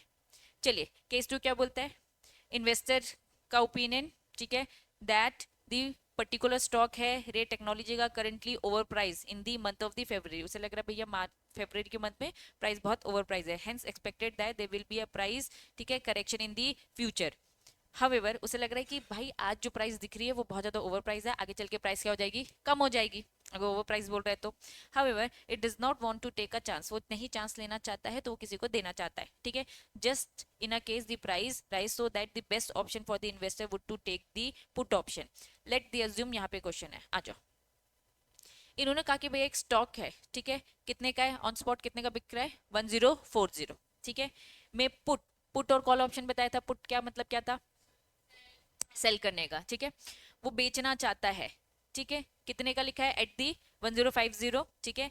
10 में पुट, इन्होंने क्या बोला, वो कितने का कमाना चाहता है, देखो प्राइस कितने की थी, 40 की थी, ठीक है, 1040 की थी, अगर वो 50 में बेचेगा तो कितने का फायदा बच्चा, 10 का, 70 में बेचेगा तो कितने का फायदा, 30 का, तो वो अभी बस वो देख रहे हैं, ठीक है। सो इन्वेस्टर परचेज, इन्वेस्टर ने कितने का परचेज किया, 1000 का, 1000 शेयर्स परचेज, 1000 कितने के, put at a strike price, put समझ रहे हो, सेल, स्ट्राइक प्राइस समझ रहे हो, जो अग्रीड प्राइस थी, ठीक है।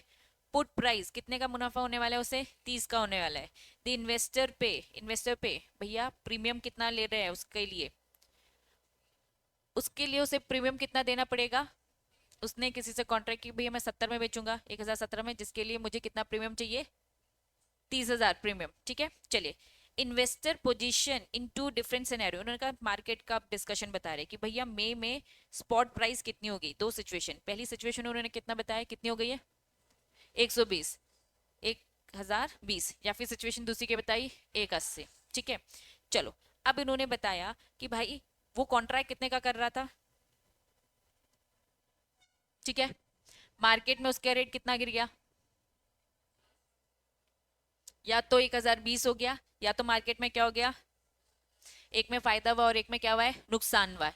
लेकिन ऐसे फायदा नुकसान नहीं देखा जाता, प्रीमियम भी गया है, उसको भी कंसीडर करना है, क्या ये बात समझ में आ रही है।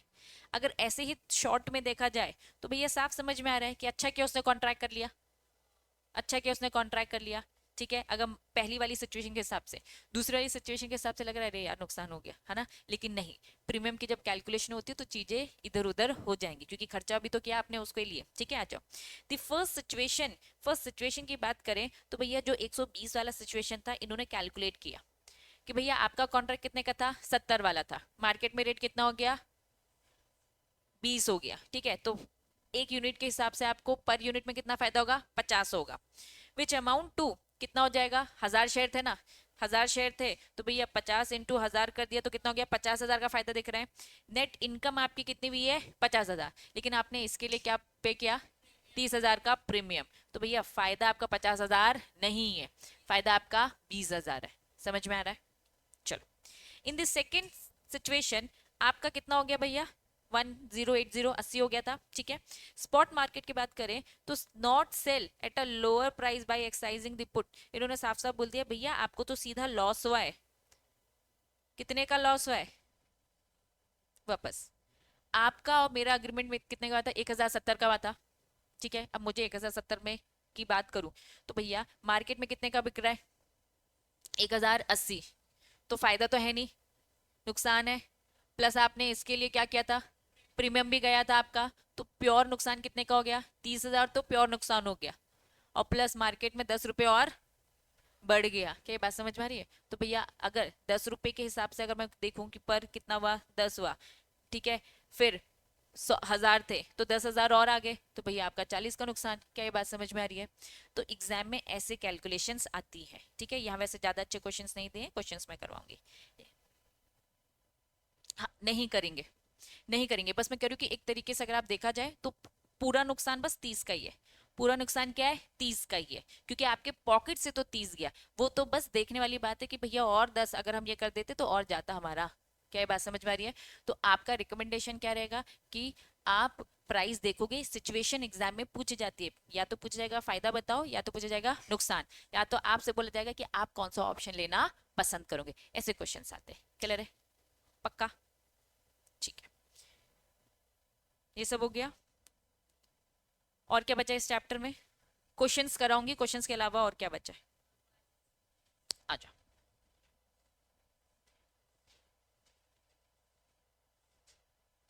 पेज नंबर बताना बच्चों। चलो मिल गया, 53 पेज नंबर में आएंगे। चलिए, तो स्टॉक मार्केट, सेकेंडरी मार्केट पढ़ रहे हैं। मार्केट सर्विलेंस, सर्विलेंस का मतलब क्या है, नजर रखना। चलिए अपन नजर रख रहे हैं। कौन नजर रख रहा है भैया, सही है बेचारा, क्या है क्या करे, ठीक है। Market surveillance play a vital role, vital role मतलब बहुत इंपॉर्टेंट रोल प्ले करता है, ठीक है। इंश्योर करता है मार्केट की इंटीग्रिटी, इंटीग्रिटी बोले तो ऑनेस्टी, ठीक है, ईमानदारी। मार्केट सर्विलेंस का काम है कि भैया मार्केट में सारे काम ऑनेस्टली तरीके से हो रहे हो। कोर ऑब्जेक्टिव क्या है बच्चा आपके रेगुलेटर का, यही कि भैया मार्केट एक तरीके से हर तरीके से ईमानदारी से काम करे, अचीव थ्रू दी कॉम्बिनेशन, ठीक है। अब इन्होंने कहा कि भैया कैसे होगा, सर्विलेंस बीच बीच में करते रहेंगे, चीजों ऑब्जर्व करते रहेंगे। इंस्पेक्टर क्या करता रहेगा, इंस्पेक्शन करता रहेगा। इन्वेस्टिगेटर क्या करता रहेगा, इन्वेस्टिगेट करता रहेगा। Enforcement of the relevant laws and rules, और सभी भर भर के क्या लगाता रहता है, रूल्स रेगुलेशंस लगाता रहता है। ये सारे काम करते रहने पड़ते हैं ताकि सारे काम सही तरीके से जाए। यहाँ स्मूथनेस की बात नहीं हो रही है, यहाँ पे किसकी बात हो रही है बच्चा, ऑनेस्टी की बात हो रही है, इंटीग्रिटी की बात हो रही है, ठीक है। तो काम सही से होने चाहिए, फेयर तरीके से होने चाहिए। तो market surveillance has been interested to the stock exchange, ठीक है। मार्केट सर्विलेंस भैया साफ साफ स्टॉक एक्सचेंज को बोलता है, closely monitor by the SEBI. Stock exchange में जो भी काम हो रहा है इसे क्लोजली कौन मॉनिटर करता है, सेबी। हमने जब ये क्लासेस स्टार्ट करी थी तो स्टार्टिंग में मैंने बता दिया था कि भैया सेबी ये पूरा करता धरता रूल्स रेगुलेशन बनाने वाला। चले, तो मार्केट सर्विलेंस को दो पार्ट में डिवाइड कर रखा है। पहला पार्ट आता है प्रिवेंटिव सर्विलेंस और दूसरा होता है पोस्ट ट्रेडेड सर्विलेंस। हेडिंग से ही समझो, पहला आपको दिख रहा है यहाँ पे, फर्स्ट पार्ट हम पढ़ेंगे प्रिवेंटिव सर्विलेंस, ये पूरी लिस्ट है। दूसरा हम पढ़ेंगे बच्चा पोस्ट ट्रेड सर्विलेंस। अगर हेडिंग से ही समझाऊं तो प्रिवेंटिव सर्विलेंस जब आप आ रहे हो, जब आप कंपनी स्टार्ट करो, लिस्ट होना चाह रहे हो, बिजनेस करना चाह रहे हो, तो पहले से ही हम कुछ ऐसा करेंगे जिससे हम आपको रोकना चाहेंगे। प्रिवेंटिव, प्रिवेंट करना, प्रिवेंट करना मतलब क्या, रोकना। तो कुछ प्रिवेंटिव सर्विलेंस है। दूसरा क्या है बच्चा, पोस्ट ट्रेड। अब तो लिस्ट हो चुके हो, अब आपका बिजनेस इसमें चालू हो चुका है, ट्रेडिंग चालू कर चुके हो, तो ट्रेड करने के बाद भी हम नजर रखेंगे। पहले भी ट्रेड करने से पहले जब आप अभी लिस्ट नहीं हुए हो तो जो नजर रखना उसे बोलते हैं प्रिवेंटिव सर्विलेंस। दूसरा, जब आप अब हो चुके हो, लिस्ट हो चुके हो, उसके बाद नजर रखना। तो नजर कब रखी जा रही है, स्टार्टिंग में, और जब आप थ्रू आउट दी, जब ये काम चल रहा है। दोनों में डिफरेंस समझ में आ रहा है? आ जाओ। पहला प्रिवेंटिव, स्टार्टिंग में ही कर रहे हैं सारी चीजें। सबसे पहले हेडिंग में क्या दे रखा है, स्ट्रिंजेंट, मतलब क्या होता है, एकदम टाइट, स्ट्रिक्ट, है ना। स्ट्रिक्ट होना on boarding norms of the trading members. भैया ट्रेडिंग मेंबर्स कौन थे? वो स्टॉक ब्रोकर्स जो हमारे कहे अनुसार खरीद बेच रहे थे। तो इनके लिए इन्होंने क्या बोला, एकदम स्ट्रिक्ट रूल्स रेगुलेशंस लगा के रखे, भैया स्ट्रिक्ट स्टैंडर्ड आपको फॉलो करने पड़ेंगे। बात समझ में आ रही है? ठीक है। तो स्ट्रिक्टेंट ऐसे ही आके बिजनेस नहीं कर सकते। ट्रेडिंग मेंबर्स को बोलते भैया आपका अच्छा खासा नेटवर्थ होना चाहिए। कोई भी ऐरा गैरा आकर फ्रॉड करके निकल जाएगा क्या? नहीं। तो अच्छा खासा नेटवर्थ आपका होना चाहिए। ये सेबी ने डिसाइड करके रखा कि भैया आप याद करो, हमने इतने सारे इंटरमीडिएट्स पढ़े थे, ये सब इंटरमीडिएट्स तो थे। इन इंटरमीडिएट्स को क्या बोल रखा है सेबी के पास जाकर क्या करना है? रजिस्ट्रेशन। लेकिन क्या जाओ और रजिस्ट्रेशन हो जाएगा क्या? नहीं। कुछ एलिजिबिलिटी होती है, कंडीशंस होती हैं, कंडीशंस में यही सारी चीजें होती है। ठीक है, चलो। तो स्ट्रिंजेंट नेटवर्थ है, आपका बैकग्राउंड देखा जाएगा बच्चा, आपकी वाइबिलिटी देखी जाएगी, etcetera. Check while the boarding trading member. जब भी ट्रेडिंग मेंबर आएगा अपने आप को रजिस्टर करेगा तो ये सारी चीजें चेक की जाएगी। पढ़ क्या रहे? Market surveillance. मार्केट सर्विलेंस का काम क्या है बच्चा? निगरानी रखना, काम सही तरीके से फेयर तरीके से हो। तो दो पार्ट है। पहला पार्ट क्या है? स्टार्टिंग में ही देख लेना। स्टार्टिंग में देख लेना मतलब ट्रेडिंग मेंबर्स की स्टार्टिंग में ही एलिजिबिलिटी देख लेना। समझ में आया? पक्का। दूसरा क्या लिखा है? Index circuit filters. क्या बोलता है? Coordinated trading halt. लिखो हॉल्ट का मतलब शॉर्ट स्टॉप। हॉल्ट का मतलब शॉर्ट स्टॉप, मतलब थोड़े टाइम के लिए जो रोकते। ठीक है। In all the equity derivative market at the three stages, index movement 10%, 15%, 20% based on the previous day closing index value. इससे पहले भी सर्किट आया है, सर्किट फिल्टर आया, मैंने मीनिंग बताया था। एक ब्रैकेट सर्किट ब्रैकेट लगा देना, मतलब मार्केट में। Very good. मैंने बताया था स्पीड ब्रेकर का क्या काम रहता है? आपकी स्पीड को लो करना। तो सेम ऐसे सर्किट ब्रेकर्स होते हैं जिन्हें क्या बोला जाता है? Index circuit filters. हम देख रहे हैं भैया इस इंडेक्स में बहुत ज्यादा फ्लक्चुएशन हो रहे हैं। जब बहुत ज्यादा फ्लक्चुएशंस होते हैं बच्चा, तो प्राइस अननेसेसरी एबनॉर्मल तरीके से बहुत कम हो जाती है, या एबनॉर्मल तरीके से बहुत हाई हो जाती है, जितनी होनी भी नहीं चाहिए, या फिर कम हो जाती है जितनी होनी भी नहीं चाहिए। तो थोड़ी टाइम के लिए हम पॉज कर देते, थोड़ी टाइम के लिए हॉल्ट कर देते, थोड़ी टाइम के लिए उसको ब्रेकर लगा देते। जैसे मैंने बोला ना, गाड़ी की स्पीड थोड़ी सी कंट्रोल हो जाती है ना, तो ऐसे ब्रेकर्स लगाने से क्या हो जाती है बच्चा? प्राइस के जो फ्लक्चुएशंस है वो थोड़ा सा रुक जाता है। बात समझ में आ रही है कि भैया ब्रेकर लगा दिया, रेंज डिसाइड कर दी, इससे ऊपर इससे कम में बिकेगा नहीं। It's bring coordinated trading halt in all equity. Halt देता है इक्विटी में या इक्विटी डेरिवेटिव मार्केट में, 3 स्टेजेस में होता है। इन्होंने कहा कि हम क्या कर सकते हैं, या तो 10% का रोक सकते हैं, 15% या 20%, कितना हम ब्रेकर लगा सकते हैं, बस उन्होंने बोला है। शॉर्ट ब्रेकर्स जो होते हैं बहुत ज्यादा लंबे ड्यूरेशन के लिए नहीं होती। बात समझ में? तो परसेंटेज दे रखे। तीसरा आ जाओ, क्या लिखा है? Trading execution range. हमने एक रेंज डिसाइड कर दी। Order are match. हमने बोल दिया भैया हम बेचेंगे तो 20,000 बेचेंगे, उससे कम नहीं। अब मैंने 20,000 बेचा, मैंने 20,000, मैंने ऐसे डाला, ऐसे सिस्टम में डाला मैं 20,000 बेचूंगी। ठीक है। सामने वाला बोल रहा भैया 1,000, 1,1500, क्या मैच हुआ क्या? नहीं। तो ट्रेडिंग चलता क्या? मैचिंग कॉन्सेप्ट में। सामने वाला का 20,000 में ही खरीदेगा तो ही मैच होता है। तो order are match and traded take place only. जो मैच होंगे वही खरीदा बेचा जाएगा। If trade price is within the reference price या फिर एग्जीक्यूशन रेंज, तो एक रेंज डिसाइड कर दी गई, इतना ही 20-20-20 का बेचना। ये सारे सिस्टम्स लगाए किसने हैं? सेबी ने। क्यों लगाए हैं? ताकि फेयर तरीके से काम हो। ठीक है, स्टार्टिंग में ही, अभी आया नहीं है, आने से पहले की सारी चीजें हैं। नेक्स्ट क्या लिखा है? Order value limitation. Maximum order value की भी लिमिट डिसाइड कर दी पर ऑर्डर की। भैया पर ब्रोकर कितना ऑर्डर दे सकता है, उससे ज्यादा नहीं, एक दिन में कितना होगा। ठीक है। Next cancel on. क्या लिखा है? Log out. All outstanding order are cancel if enable user log out. इन्होंने क्या बोलते हैं? एक टाइमलाइन होती है, इस टाइम के बाद उन्होंने क्या बोल दिया? आउटस्टैंडिंग जितने भी ऑर्डर्स है वो ऑटोमेटिकली कैंसिल। टाइम खत्म, इसके पीछे जितने भी ऑर्डर्स आए। होता है क्या बच्चा? सारा इलेक्ट्रॉनिकली है। आप देखोगे 1 मिनट बचा है, 2 मिनट बचा है, अब विंडो क्लोज होने वाली है, तो आप तुरंत क्या करते हो? बहुत सारे ऑर्डर प्लेस कर दिए। तो जितने रह गए हैं वो क्या हो जाएंगे? Automatically cancel. कल फिर से करो, दिख जाएगा कि ये कैंसिल हो गया, कैंसिल हो गया। कल जब मॉर्निंग में फिर से विंडो ओपन होगा, फिर से आपको उसमें डालना पड़ेगा। ये सब सिस्टम्स है जब स्टार्टिंग की बात हो रही है। ठीक है। नेक्स्ट क्या लिखा है? Kill switch. मीनिंग लिख लो इसका। Stop trading due to over trading. Kill switch लिख लो। स्टॉप हो जाता है जब क्या हो जाएगा बच्चा? ओवर ट्रेडिंग होगी। अच्छा बताओ, आ जाओ। किल स्विच क्या होता है बच्चा? ऑल द आउटस्टैंडिंग ऑर्डर्स बचे हुए। लेकिन ये कब हो रहा होगा? जब मार्केट में बहुत ज्यादा अननेसेसरी क्या हो रही है, ओवर ट्रेडिंग हो रही होगी, the trading members are cancel, ठीक है, मेंबर्स को ही कैंसिल कर दिया, if trading members are execute kill switch. इन्होंने कहा कि अगर ओवर ट्रेडिंग मतलब आपकी एक रेंज डिसाइड है, आपकी एक लिमिट डिसाइड है, पर ऑर्डर डिसाइड है, अगर आप उसको एक्सीड करो तो भैया आपका हम क्या करेंगे, मेंबर को ही क्या कर रहे हैं, उसी को ही हम कैंसिल कर दे रहे हैं, क्योंकि वो अननेसेसरी क्या कर रहा है बच्चा, ओवर ट्रेडिंग कर रहा है, अपनी लिमिट क्रॉस कर रहा है। Next, risk reduction mode, limit beyond which order level risk management shall be initiated instead of the trade level. कुछ नहीं बच्चा, आप अपने रिस्क को रिड्यूस कर रहे हो तो इसके लिए लिमिट है, लिमिट बस डिसाइड करो, उसको क्रॉस नहीं करो। कंपलसरी क्लोज आउट, ये क्या बोलता है, देखो ये सब टेक्निकल नेम है, ठीक है।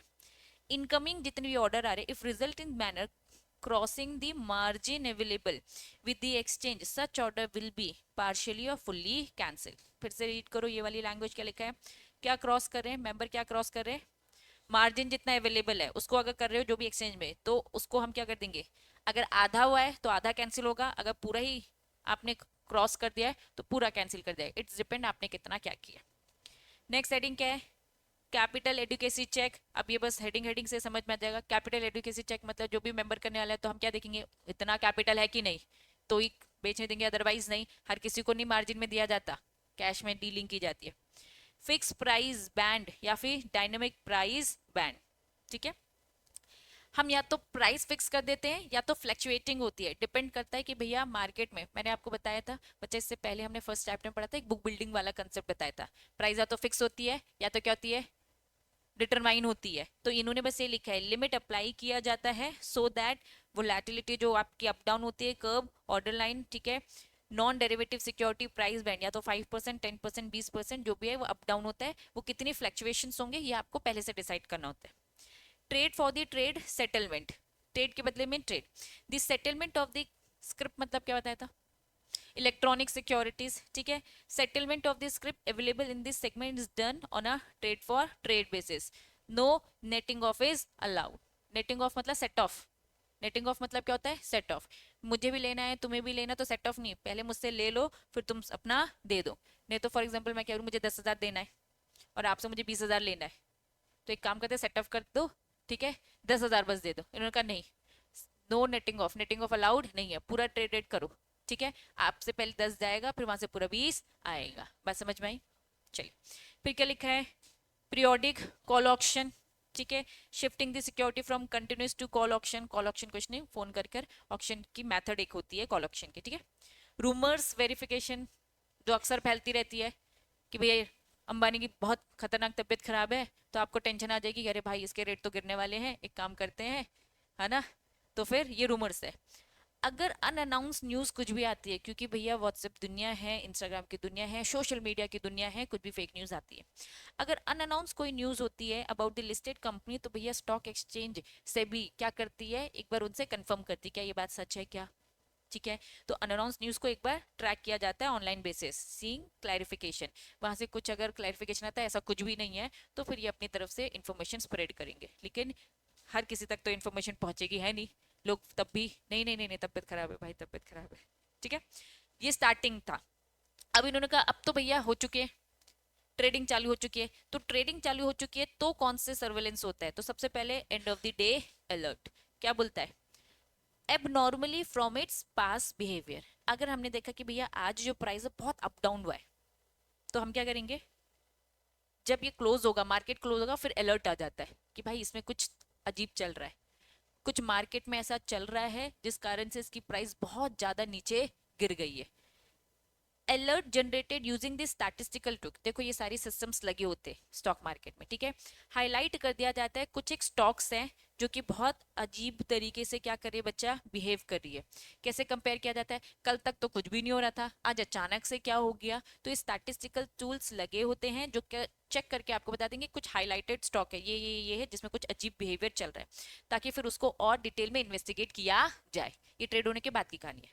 नेक्स्ट क्या बोलता है, pattern recognition of the model design using the high end tools trading pattern which itself identify the suspect involving unfair trading practices, कुछ भी गड़बड़ हो रहा है क्या, यहाँ पे कुछ भी ब्रोकर कुछ उंगली कर रहा है क्या, तो यहाँ पे पैटर्न्स को बस मॉडल्स को देखा जाता है, सस्पेक्ट आइडेंटिफाई किया जाएगा कि कहीं कुछ भी धोखेधड़ी के भी क्या कुछ चांसेस हैं, तो ये जब ट्रेडिंग थ्रू आउट चल रहा होता है तब देखा जाता है।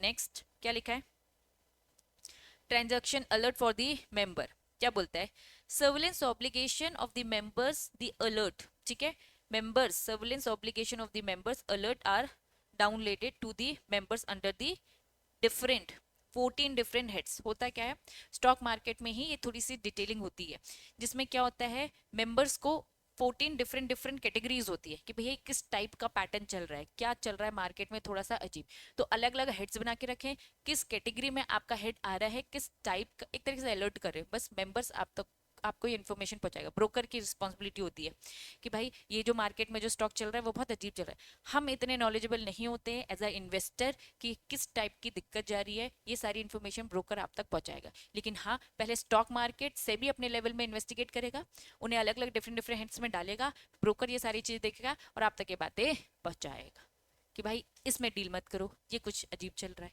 बात समझ में आ रही है? तो ये हमने क्या पढ़ा, इंपॉर्टेंट इंपॉर्टेंट एग्जाम में डायरेक्ट क्वेश्चन आते हैं इसमें कि मार्केट सर्विलेंस प्रिवेंटिव बता दो या फिर पोस्ट बता दो, मतलब फिक्स क्वेश्चन एकदम स्ट्रेट फॉरवर्ड। प्रिवेंटिव बताए तो ये पूरी लिस्ट आनी चाहिए, जिसमें हेडिंग तो एज इट इज होनी चाहिए आपकी, हेडिंग एज इट इज, अंदर का एक्सप्लेनेशन जो इससे करना है कर सकते हो, कोई इशू नहीं। पोस्ट ट्रेडेड सर्विलेंस स्पेसिफिक आ जाता है कि मार्केट सर्विलेंस का पोस्ट ट्रेडेड बताए, या फिर ऐसे मार्केट सर्विलेंस में बोलेंगे भैया पोस्ट ट्रेडेड सर्विलेंस बताओ, तो आपको बस ये तीन ही पॉइंट्स लिखने हैं, फिर आपको प्रिवेंटिव नहीं बताने हैं। एग्जाम में दोनों में आ सकते हैं, लेकिन वो बहुत ज्यादा अननेसेसरी लंदी हो जाता है। अभी तक जो देखा गया है वो ऐसे है कि सिंगल ही पोस्ट आ गया है या फिर सिंगल ही क्या आ गया है, प्रिवेंटिव आ गया है। तो ये टेक्निकल टर्म्स तो एज इट इज हेडिंग लिखोगे, सब हेडिंग्स जो दिख रही है आपको, ठीक है, अंदर अपनी खुद की लैंग्वेज में एक्सप्लेन कर सकते हो, इसमें कोई दिक्कत नहीं है। बात समझ में आ रही है? पक्का? चलो, अब इस चैप्टर को हम टोटल करते हैं खत्म, बची बस इसकी क्या है बच्चा, प्रैक्टिस, क्वेश्चंस जो एग्जाम में आए वो प्रैक्टिस। तो कल मैं ये प्रैक्टिस आपकी करवाऊंगी। आज की सभा समाप्त। एक मिनट बच्चा।